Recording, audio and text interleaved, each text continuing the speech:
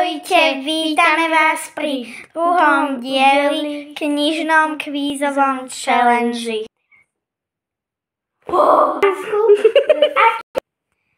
Dávam ti otázku z príbehu Malý lietajúci koník. Aký mal lietajúci kôň farbu? Máš na to 10 sekúnd. 10, 9... Hnedu.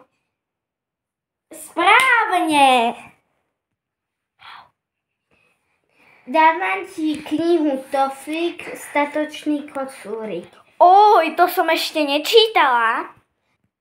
Dávam ti otázku, ako sa volalo to dievčatko, ktoré je v príbehu hlavne 10, 9, 10, 9... Viem, že jej teta bola Lenka. 7, 6, 5, 4, 3, Alicka.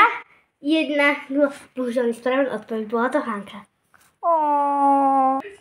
Dúfam, že sa vám challenge páčil a ak bude veľa lajkov a odberov, tak natočíme niečo podobné aj na budúce.